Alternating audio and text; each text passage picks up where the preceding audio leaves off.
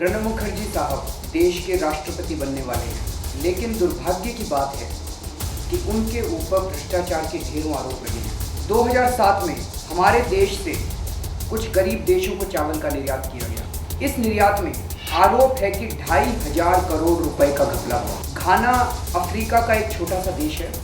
घाना की सरकार ने भारत से कुछ चावल खरीदा था।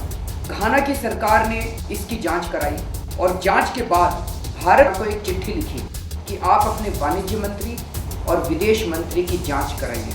उस वक्त विदेश मंत्री थे प्रणब मुखर्जी साहब। बताइए क्या इज्जत रह गई हमारे देश की। आज तक भारत सरकार ने इस मामले की जांच नहीं कराई है।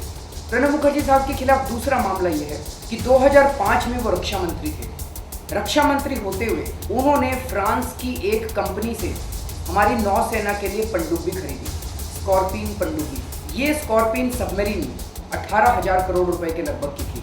सरकार का ये आदेश है कि किसी भी डिफेंस डील में कोई भी मिडलमैन नहीं होना चाहिए, लेकिन फ्रांस की उस कंपनी के चेयरमैन और एक दलाल के बीच कुछ ईमेल्स एक्सचेंज हुए और उस ईमेल्स के अंदर वो दलाल फ्रांस की कंपनी के चेयरमैन को कह रहा है कि अगर आप कांग्रेस को 18,000 करोड़ रुपए का 4% पैसा दे दें तो ये ठेका आपको मिल सकता है। प्रणब मुखर्जी साहब ने जांच तक कराने के लिए मना कर दिया। मामला हाईकोर्ट में गया, सीबीआई को दिया गया तो सीबीआई ने 6 महीने के अंदर क्लीन चिट दे दी। प्रणब मुखर्जी साहब ने कोई गलत काम नहीं किया।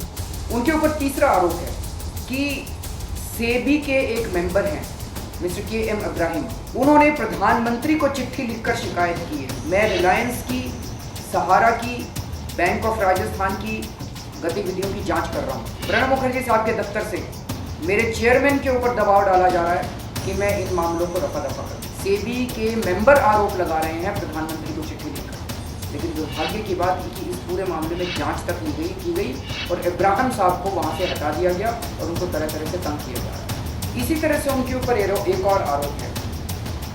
2005 मई में हमारी नौसेना के हेडक्वार्टर से एक पेन ड्राइव गायब हो गई।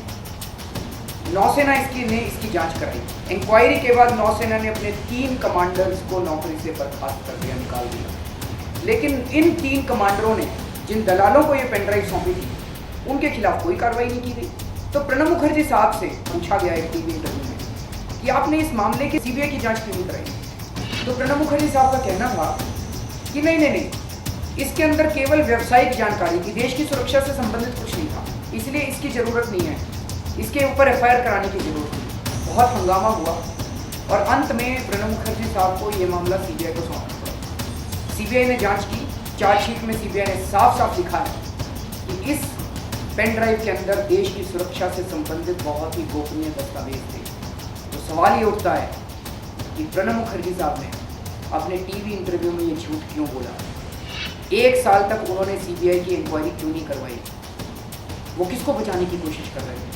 और अब राष्ट्रपति बनने के बाद वो तो तीनों सेनाओं के प्रमुख हो जाएंगे। ऐसे में सवाल उठता है कि क्या हमारे देश की सुरक्षा सुरक्षित हाथों में है।